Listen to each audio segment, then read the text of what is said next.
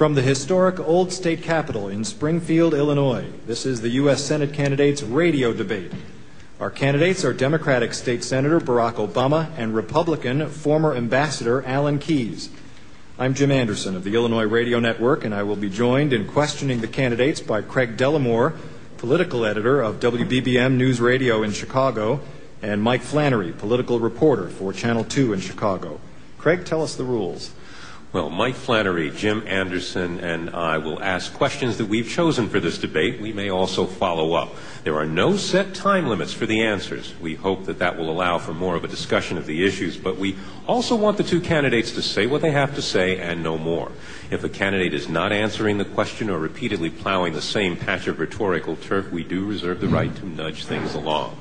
And moving right along, our first question comes from Jim Anderson. Ambassador Keyes, the U.S. has armed forces in Iraq. How long should they stay there? And when should they get out? And how do we get them out? I think they stay there until they get the job done. I know that John Kerry is preoccupied with an exit strategy. But as I've been telling folks lately, if you get into a battle and the only thing you're thinking about is how to get out, I think we have a word for you. And it's not very complimentary. We are engaged in a war. We are engaged in a war against terror that was started by the terrorists that claimed the lives of thousands of Americans, that involves a global infrastructure of insidious individuals. We have seen the work they do in Russia and elsewhere against innocent lives in the most bestial fashion possible.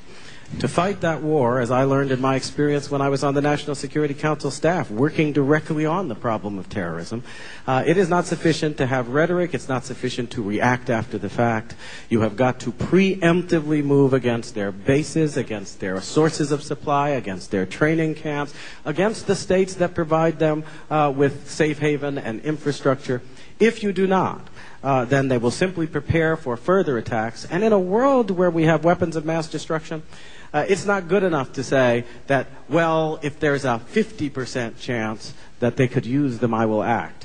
Because once one such attack succeeds, we could end up losing tens of thousands or hundreds of thousands of people. So I think that G.W. Bush has done the correct thing. He has moved preemptively in Afghanistan. He moved preemptively in Iraq, acting not on the wisdom of hindsight, but on the foresight that is required in order to make sure that the American people will not again suffer even worse damage from this kind of insidious attack.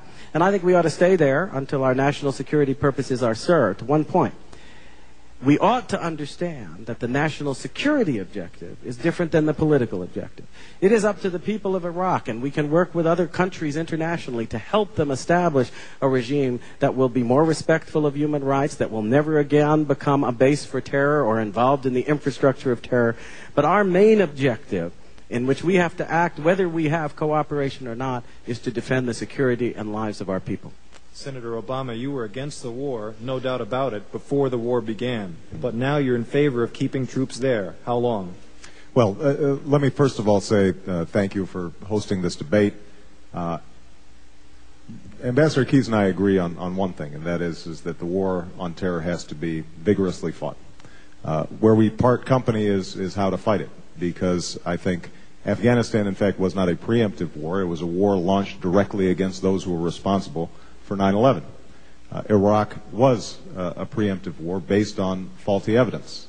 And I say that not in hindsight or Monday morning quarterbacking. 6 months before the war was launched, I questioned the evidence that would lead to us being there. Now, us having gone in there, I do think we now have a deep national security interest in making certain that Iraq is stable. If it is not stable, not only are we going to have a humanitarian crisis, I think we're also going to have a huge national security problem on our hands, because, ironically, it has become a hotbed of terrorists as a consequence, in part, of our incursion there. In terms of timetable, I'm not somebody who thinks that we can say with certainty that a year from now or 6 months from now we're going to be able to pull down troops.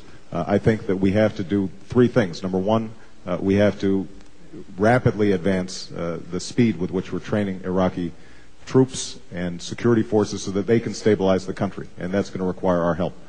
But it's also going to require the help of the international community, which is why we have to internationalize this process. I'm under no illusions that the Germans and the French are going to be sending troops in anytime soon, but I do believe that we can get them to put more resources into the training and infrastructure required to secure the Iraqi borders and the Iraqi streets. And finally, I think it's important that we get our reconstruction moving. And I think it is undeniable that the reconstruction process that's taken place has been completely inept. And that's not simply my estimation. That's the estimation of the two ranking Republican senators on the Senate Foreign Relations Committee, Chuck Hagel and Dick Lugar, who issued a blistering attack on this administration 6 weeks before a presidential election. Highly unusual, and I think it indicates how badly botched this job has been. Senator Obama, Afghanistan has just conducted the first elections in its 5,000-year history. They appear to have gone very well, at least up to this point. The Bush administration is pointing to that as a suggestion of the way the elections might proceed in Iraq. Is that not a hopeful sign for Iraq and for the elections that we may be seeing there in January? I think it is an absolutely hopeful sign for the people of Afghanistan. And as I stated unequivocally, I have always thought that we did the right thing in Afghanistan. My only concerns with respect to Afghanistan was that we diverted our attention from Afghanistan in terms of moving into Iraq, and I think we could have done a better job of stabilizing that country than we have in providing assistance to the Afghani people. But I think all of us, Republican and Democrat, should be rooting for the Afghani people and making sure that we are providing them the support to make things happen. With respect to Iraq, I think it's going to be a tougher play. But also, again, I don't think any of us should be rooting for failure in Iraq at this point. This is no longer George Bush's war. This is our war, and we all have a stake in it. But, the analogy that I use is that, if a driver of a car, your car, drives it into a ditch, there are only so many ways to pull it out. And so John Kerry is going to be doing many similar things to what George Bush is doing in terms of making sure that we do the best we can in Iraq. That doesn't mean we don't fire the driver.